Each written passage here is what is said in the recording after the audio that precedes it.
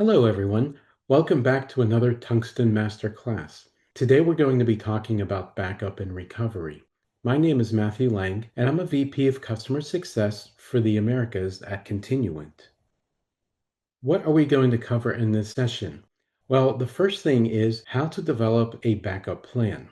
Before considering any of the tools or schedule anything else with the backup, we need to know the business rules and we need to make a plan. So we're going to be talking about that first. After that, we'll look at some of the tools and methods we use for taking a backup. And you're probably familiar with that if you've worked with MySQL before. So we'll just review them.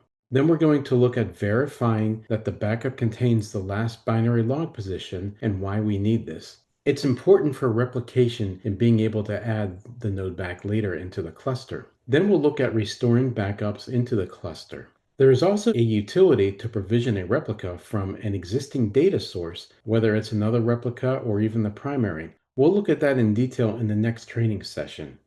Let's jump in and look at the backup plan. So what are the considerations for our backup? Well, the first is what we call recovery point objective, or RPO. And that's realistically how much data we can afford to lose in a disaster. If the business says that more than 1 hour's worth of data loss is going to be detrimental to the business, and yet we're doing one backup every 24 hours, that's not going to work for the business. So we need to adjust our backup plan. The smaller the RPO, the more complex our backup plan is going to be. The second point is called RTO, or recovery time objective. And that is during a disaster situation, when you're recovering the database, how long realistically can the company be offline while you do the restore? Again, the less time offline means a more complex plan. Also, if you have a nightly backup, that's fine, but if it takes 5 hours to bring it back online and the business says more than 30 minutes is going to be detrimental, that's also going to be a problem with the backup plan. So the plan needs to be adjusted. Another consideration is, where do you keep the backups? Backups obviously require a lot of space. That space must be durable, and we can't afford to lose our backups. So we need to figure out how many backups we need to keep to satisfy the business for compliance reasons or any other reason. This is the backup retention time. Let's figure out some best practices. Here's a quote I once heard. "We don't take backups, we use replication instead." Well, this is not a good idea. Replication is not a backup. Replication is great for clustering and high availability, but it's not a substitute for backups. Any corruption that happens in the primary gets replicated down the line through all the replicas, and now you do not have a good copy of your database. It's great that we're using replication and clustering, but just remember that's not a backup. So what's one thing that we need to do to make sure that we have a viable backup? Well, we really shouldn't consider any backup viable until it has been restored. We need to know that the backup actually works. And really, during the backup process, one thing that we can do is just at the end of the process, actually do a restore and run some tests. We can restore it to another location. Obviously, we don't want to restore it back into production, but by doing a restore and verifying that the restore works, we know, yes, our backup works. And we can be 100% confident that when we do actually need to restore it for real, it's going to work. And then this restore process should be documented and tested. Why? There are a couple reasons. First of all, we need to have a plan. When a disaster strikes, that's really not the time to make the plan. We want to have the plan in place ahead of time. Also, a disaster is an unexpected situation, and that's really the last time we want to be having to come up with a plan and panic. We want to be familiar with our restore plan and know that it's going to work just in case that there is a disaster. So how about the 3-2-1 rule? What this means is we need to have 3 copies total of our data at all times. In general, 2 copies should be local, and we want to separate them as possible. And what does this mean, separating them? Well, it's great if we put our backup on separate disks, right? So we have 2 backups locally on separate disks. That satisfies having 2 local copies, and we certainly don't want them on the same disk because if that disk fails, now we've lost both copies. Two disks, that's good. What's even better is if we keep them on separate servers. So now if we lose one server, we still have a backup copy on another server. And a step up from that is having the servers on separate LANs. That's because if someone gains access to our primary LAN, they're probably not going to be able to have access to our secondary LAN where the other backup is saved. So that protects the other backup. These rules apply for being deployed in the cloud too. Sure, we can have two backups on, say, two separate EBS volumes, but if there's a regional issue or an EBS issue, well, now we can't get access to either of those backups. So better than having them both on EBS, let's say we keep one on EBS and one in, say, S3 or some other object store. And even better than that is if we store one backup in one cloud account and store the second backup in yet another cloud account. If someone gains access to your primary cloud account, we still have our other copy on a completely separate account that they would not have access to. So that protects our additional copies of the backups. Then finally, we need one completely off-site copy. And it's pretty easy to understand. If something happens to our main site or our main data center where there really is a disaster, it's quite possible that our backups are not going to be available. So we need to have an offsite copy. If you're using on-prem, your production is on-prem, you could store your other copy in, for instance, a cloud provider. If you're using cloud, you could store your other copy in yet another cloud provider or maybe even on-prem. By doing the separation, again, we're protecting against unauthorized access. So now that we have our plan, let's look at the basic tools that we use to back up MySQL. And most likely you're familiar with these. So we'll just go through them really quickly. The obvious tool, mysqldump, has been around forever. It's ubiquitous, it's installed everywhere. It's pretty easy to use, easy to back up and restore. For a small database, it's extremely quick. The only thing is for large databases, restoring can take a long time.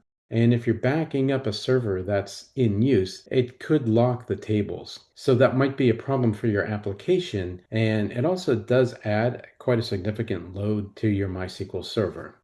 In essence, it's doing a bunch of selects, potentially polluting the cache. So that's why it puts a load on the actual MySQL database itself. Another tool that's been around for a while, xtrabackup. It's free, so that's great. And it will do an online backup for you. So it's not going to lock the tables and it's not going to affect your application, except that it is going to put a load on your server itself. How it works is, for the most part, it actually just copies the MySQL files. And then it goes back and looks at the redo log and see if there are any other transactions that it needs to apply. And it creates a consistent database copy when it's all done. Obviously, if it's a large database, it's going to be doing large file copies and it's going to put a load on the server. But it's great for large data sets and it's got a ton of options. It can be pretty confusing with all the options, but that's really because it's so flexible. And again, there are so many options. There are other tools that are not MySQL specific, but they work really well. First one, snapshots.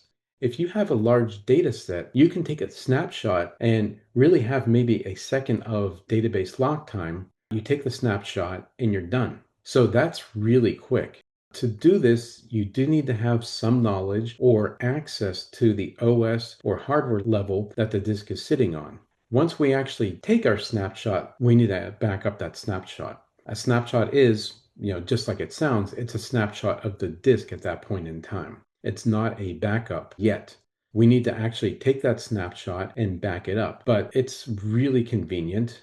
Again, to note, if you have a lot of snapshots on your disk, it will eventually impact your disk performance because every write has to be recorded through the snapshot, and there are extra level of undo logs to keep track of all these changes. But it's an extremely quick and flexible way to do database backups.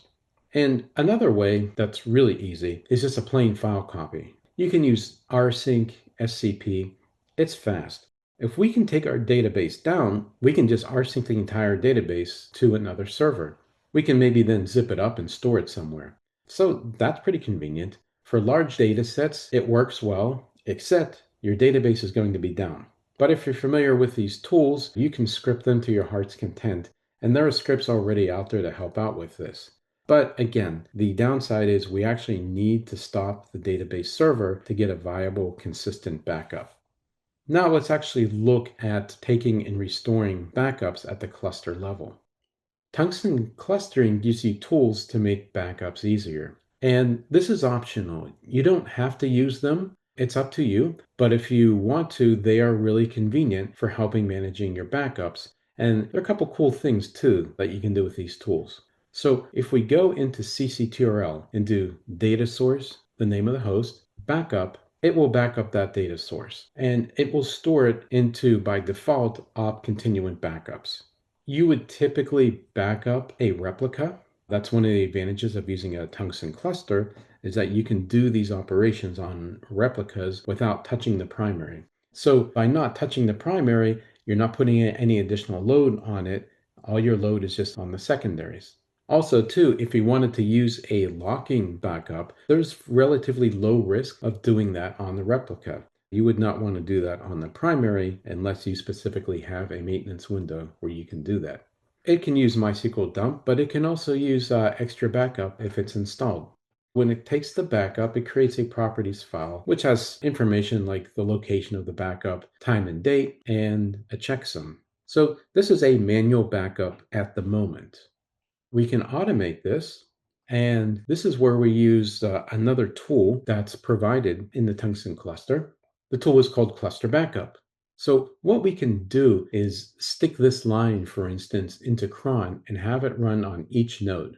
So how does that work? Well, it runs on each node, but it'll exit on every node except the coordinator. And in a cluster, there's a single coordinator, and it'll run on that single host. What that means, though, is it's not necessarily backing up the coordinator. It just means that the coordinator now is going to make a decision of what host to back up. And we're going to see this all in a demo. So let's say, for instance, we have DB1, DB2, DB3, and DB2 is our coordinator. We run the cluster backup on all hosts. It's just going to exit out on DB1 and DB3. That's a no op. But it's going to run the script on DB2. Then what DB2 is going to do is it's going to select a replica in the cluster and back that up. After that, it's just like running data source backup within cctrl. So this is really handy because it makes sure that you get a backup of a secondary all the time. If the primary changes, we do a switch or there's a failover, cluster backup is smart enough to know where the replicas are and it will choose a replica to back up. And it's not going to try to back up a primary unless we force it to. That's an additional option. How do we restore a backup? It's pretty easy. The first thing we need to do is to shun the node we want to restore. Let's take it out of the cluster and not have it marked as a failover candidate. So that's what shun does. Good chance if there's an issue with that host, it's already shunned. Might be in a failed state, that's fine. We just want to make sure that it's not online. Then let's take the replicator offline. We don't need to be trying to apply any transactions. And then we run data source, hostname, and restore. That's from cctrl. When we do this, it will go to the backups directory, find the last backup, and restore it.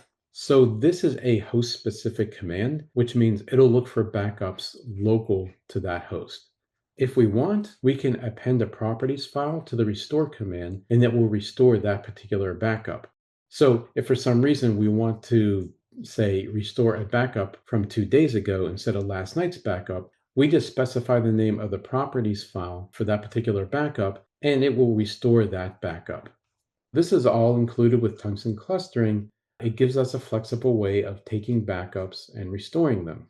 There are times when we want even more flexibility. Sometimes we've written our own scripts, or for whatever reason, perhaps maybe we're going to use a file copy or a snapshot. So we can manage our own backups and do what's called an external backup. An external backup is just a backup where we're not using the built-in clustering tools. We are using our regular backup tools that we're familiar with or scripts that we're familiar with. And that's perfectly fine to do with tungsten clustering. Lots of our customers actually do manage their own backups without using the built-in cluster tools, and that's fine. Just a couple things in mind when we want to take a backup within a cluster that we have to do. So we can use any method we want to take a backup. We can do file copy, snapshot, mysqldump, extra backup. We just have to keep in mind that Tungsten keeps track of the last transaction that we wrote to the database in the cluster, and it keeps that in a tracking schema. We're going to be looking at that soon, but for now, what we have to remember is that tracking schema may not be up to date if we back up a primary. So for that reason, we must back up the binary log position as well when we take a backup of the primary. So for instance, if we're using mysqldump, we need to include this option, master data equals 2, and that's going to put a line in the header of the backup of the dump that tells us where the binary log position is that we left off from when we took this backup. Extra backup always records this for us in the extra backup binlog info file. So we're good there. If we're going to use a file copy or snapshot, well, especially a snapshot, we would typically quiesce the database for a second or two, then take the snapshot. After we do the quiesce, we need to run show master status in MySQL, and that's going to give us the binary log position. And we'll want to record the binary log position and save it within the backup. This is all really important when we're taking a backup from the primary. When we're taking a backup from a replica, we actually have full control of how we're applying transactions, as well as recording the transaction position in the tracking schema. So we don't have to keep track of the binary log position. It's already in the database for us. Okay, so how do we restore an external backup? It's really just like restoring any backup in MySQL with a few extra steps to get it back into the cluster and online. First of all, again, on the node that we're going to restore to, we want to shun it. Chances are, if there's a problem with that node, it's already shunned or it's in a failed state. If so, then fine. We'll just leave it in that failed or shunned state. Then we'll take the replicator offline again. And just note, for composite active clusters, we may have several services. So we would use the all services flag to make sure that all replication services are offline. Then what's important to note is that we must remove all of the existing THL. The reason why is if there's THL that's left behind, the replicator is going to try to use all of that THL to figure out what position to start from when we bring it back into the cluster. We need to override that, and we want to get fresh THL. One way to remove THL is to actually just do an RM on the THL directory. But a better way to do this is to use the built-in command line tool. It's thl purge. That will remove the THL for us. Then we stop the MySQL server and we perform the restore. And again, just like regular MySQL, whether it's loading a dump from mysqldump, extra backup, copy back, file copy, whatever, we restore the database.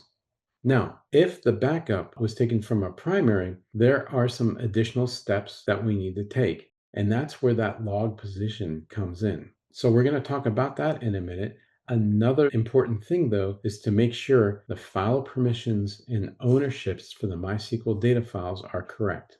Typically, they need to be owned by MySQL, and obviously read and write by MySQL. There should be group access so that the Tungsten user can cd into the MySQL directory and read the binary logs. After we do all this, we're going to start MySQL, and MySQL should come back up and everything should look good. Then we can recover the nodes, which is datasource hostname, recover, and bring it back to the cluster. So it's actually quite easy.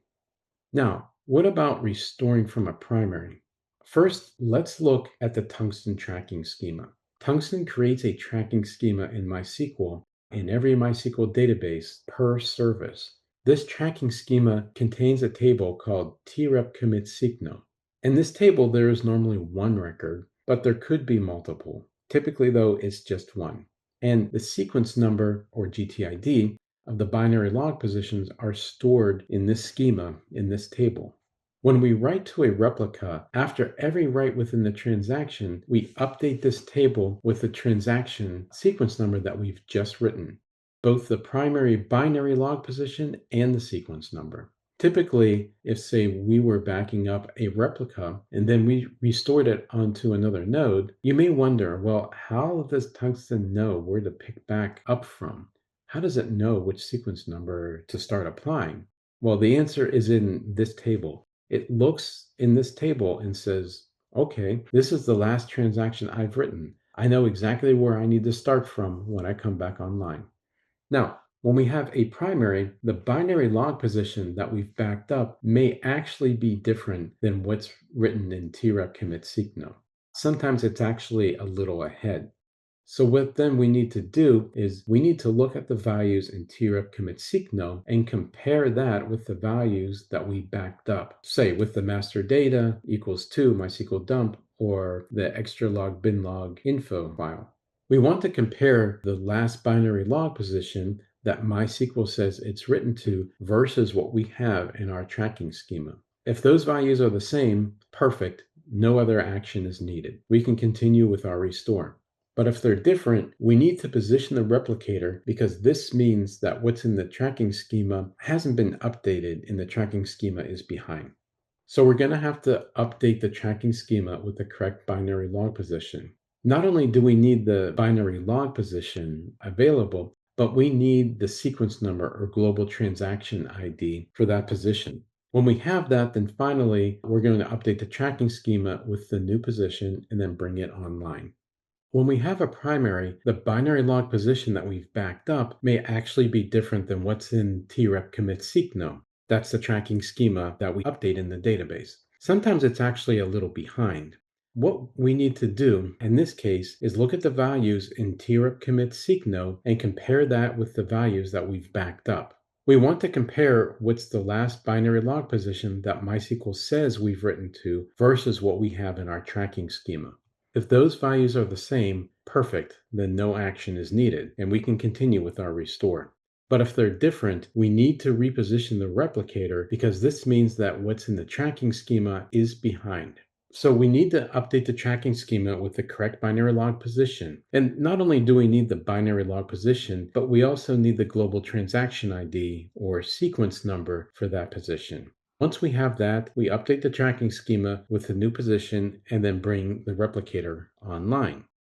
Let's look at an example of how to do this. So we would look at the position of the binary log in the backup. Then we're going to compare that with, at the top, where it says select seekno, and this from the trep commit seekno. If they're different, now we need to do a few things. We go back to the primary and we do a search for the THL for that binary log position. Why are we searching for it? Because we need to find the sequence number that corresponds to that binary log position. The arrows show us how we fill in the data to run the thlist command along with the grep command, which is there in the middle. Back to the secondary, we have the data and everything we need now to position the replicator and update the trep commit seekno table. So the command is dsctl. This command updates the trep commit seekno table, and we plugged in the exact values that we want to use. Now we found our new sequence number and we copy it in along with the other values that we found on the primary from the thlist command and also the new binary log position as well. Once we do that, we've updated the trep commit seekno table using the dsctl command. We can now bring this node back into the cluster. All this is in our doc pages as well, so you can always review it there. Let's take a look at what we've learned today and what we've discussed. So factors when considering a backup plan really depend on the business requirements, and we have to figure out a few things. For instance, RPO. How much data realistically can the business afford to lose, if any? RTO. How long is it going to take for us to actually restore or reprovision completely from a backup, and what is the time that would be acceptable to the business? We also talked about the 3-2-1 rule. 3 copies of your production data, 2 can be on-site, 1 should be off-site. And the 2 that are on-site should somehow physically be separated as far as possible. And ideally, they shouldn't share any components. And the most important part is testing. A backup can't be considered viable if it hasn't been tested. And you certainly don't want to be testing your backups in the middle of a disaster. We also reviewed backup tools, so mysqldump, snapshots, file copies, xtrabackup. These are all popular tools. Each one has their strengths depending on their use case.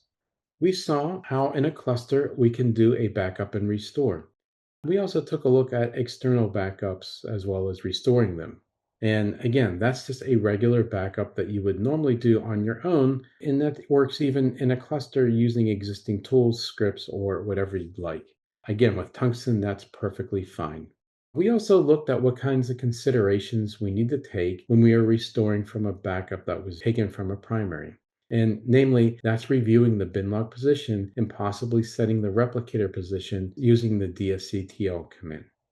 The next session will be about a tool called tprovision, and that's a really handy tool when a node has failed or is otherwise corrupt, a problem with the database. We can actually provision the database using a healthy node. So, for instance, we can go and provision a failed host from another replica in the cluster with a single command.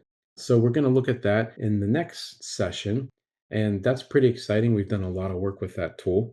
So I hope you'll join me for that session and enjoy the rest of your day. And we'll see you at the next training.